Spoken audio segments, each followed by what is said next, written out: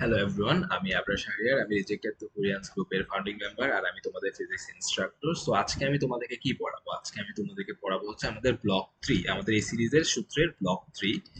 এই ব্লক 3 তে কি কি আছে? সিআরএমএস আছে। সিআরএমএস এর তিনটা সূত্র আছে। সিআরএমএস কে তুমি এই সূত্র দিয়ে সিআরএমএস টা বেশি ইম্পর্টেন্ট হচ্ছে তোমার কেমিস্ট্রিতে, বাট ফিজিক্সেও আসে। সো কেমিস্ট্রি ফিজিক্স দুইটাই কভার হয়ে যাবে। সো সিআরএমএস হচ্ছে তোমার √3RT/m।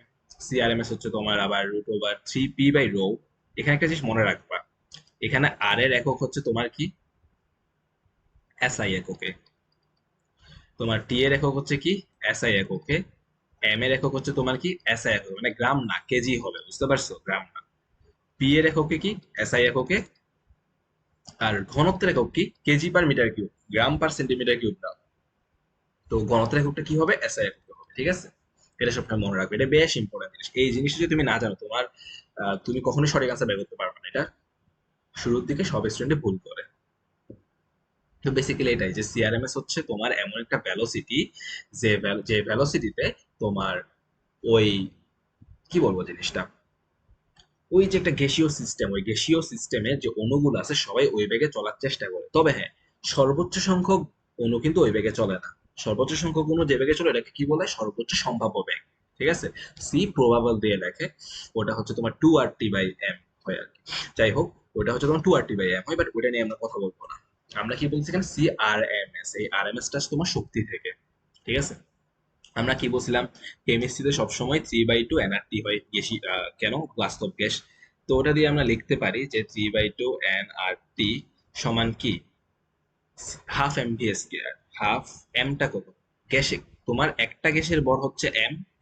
একটা অণু গ্যাসের, আহ, অণু না সরি, এম হচ্ছে মোলার ভর। সো এক এক মোল গ্যাসের ভর হচ্ছে তোমার এম। এমটা হচ্ছে তোমার এসআই একক তথা কেজিতে। তো এক মোল ভরের গ্যাসের যদি ভর এম হয়, তো ধরি ওই সিস্টেমে তোমার এন মোল গ্যাস আছে, তো এন মোল গ্যাসের যে ভর সেটা কত হবে? এম হবে। সাথে কত দিয়ে গুণ দিব? ½ mv² দিয়ে গুণ দিব। ভি হচ্ছে কি? তোমার সিআরএমএস। তো গতিশক্তির সংরক্ষণশীলতা থেকে তোমার যে ব্যাগটা আমরা পাই সেটা কি? সিআরএমএস। তো পুরো সিস্টেমের গ্যাসের অণুগুলার গতিশক্তির সংরক্ষণশীলতা থেকে আমরা যে ব্যাগটা পাই সেটাকে আমরা কি বলবো? সিআরএমএস ব্যাগ বলি, বা রুট মিন স্কোয়ার ভেলোসিটি বলি। ঠিক আছে? এই জিনিসটা। তো এটাকে যদি আমি সিম্পলিফাই করি, তাহলে আমি সিআরএমএস সমান কি পাবো? এই সূত্রটা পেয়ে যাব। ঠিক আছে? এই সূত্রটা আমি পেয়ে যাব। সিম্পল। সিআরএমএস সমান হবে কি? √3RT/m হয়ে যাবে, সব এস এককে হবে। ঠিক আছে? আচ্ছা, এখন আমার একটা প্রশ্ন হচ্ছে, এই তিনটা আসছে থেকে? ডিগ্রি অফ ফ্রিডম থেকে না? তাই তো? তাহলে এই যেখানে সূত্রে তিনটা আছে, এই তিনটা আসে থেকে? সো এই তিনটা আসে থেকে? আমি রেড রেড কালার দিয়ে লিখি, বিকজ আমি এখন যে কথা বলবো এটা ইম্পর্টেন্ট, একটা কনসেপচুয়াল কথা। এক্সামে আসে না, বাট কনসেপচুয়াল কথা। তোমাদের সবার কনফিউশন থাকে এই জিনিসটা নিয়ে, যে এখানে এই তিনটা কোত্থেকে আসছে? এখানে এই তিনটা আসছে তোমার ডিগ্রি অফ ফ্রিডম নিয়ে। তো এখন প্রশ্ন হচ্ছে, ভাই, হিলিয়ামের ক্ষেত্রে ডিগ্রি অফ ফ্রিডম হচ্ছে 3, কিন্তু হাইড্রোজেনের ক্ষেত্রে ডিগ্রি অফ ফ্রিডম তো 5। সরি, 5। তো আমি 5 ইউজ না করে এখানে সবসময় 3 কেন ইউজ করি? কেমিস্ট্রিতেও 3 ইউজ করি, ফিজিক্সেও 3 ইউজ করি। কেমিস্ট্রিটা না হয় মানলাম যে বাস্তব দেশের জন্য, বাট ফিজিক্সের একটা কাহিনী কি? তো ফিজিক্সের একটা কাহিনী হচ্ছে, আমি এখন বলি তোমাকে। সিআরএমএস হচ্ছে তোমার সরল রৈখিক ভেলোসিটি। এইটা শুনে অনেক ক্লিয়ার হয়ে যাবে।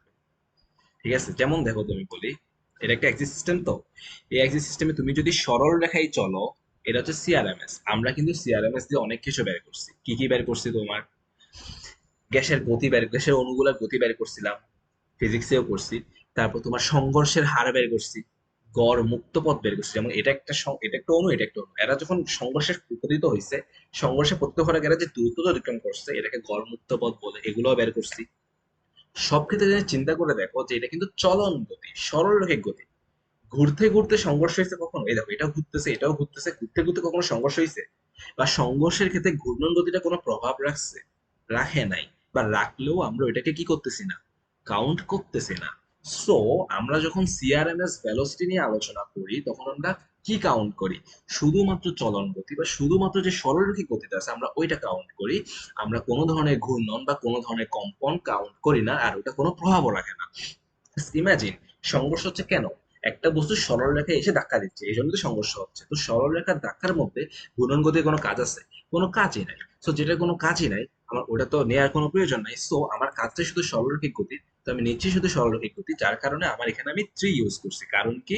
কারণ এক পারমাণবিক হোক, দ্বিপারমাণবিক হোক, বহু পারমাণবিক সরলরৈখিক হোক, বা বহু পারমাণবিক নন লিনিয়ার হোক, কোনো সমস্যা নেই, সবার ক্ষেত্রেই চলন গতির ডিগ্রি অফ ফ্রিডম কত? 3। সো যেহেতু চলন গতির ডিগ্রি অফ ফ্রিডম 3, আমরা তো নিতেই পারি। কোনো সমস্যা আছে? কোনো সমস্যা নাই। সো আমরা সবসময় এই জন্য 3 ইউজ করি, যার কারণে সিআরএমএস বলো বা সিআরএমএস এ সবসময় কি ইউজ হয়? 3 ইউজ হয়, অন্য কিছু কি হয় না? ইউজ হয় না। সো এটা খুব গুরুত্বপূর্ণ একটা জিনিস, যে আমার অনেক কনফিউশন ছিল যে সিআরএমএস এ কি আমি তাইলে সঠিক সিআরএমএস এ কি আমি সবসময় এখানে 3 এর জায়গায় এফ ইউজ করব? না, আসলে এটা আমি পরে বুঝছি যে আসলে এফ ইউজ করা যাবে না, কারণ এখানে হচ্ছে চলন গতিটা কাউন্ট করতেছে, বাকিগুলো কাউন্ট করতেছে। অনেকের ধারণা যে বাস্তব গ্যাস, এটা চিন্তা করে তিনি ইউজ করে না।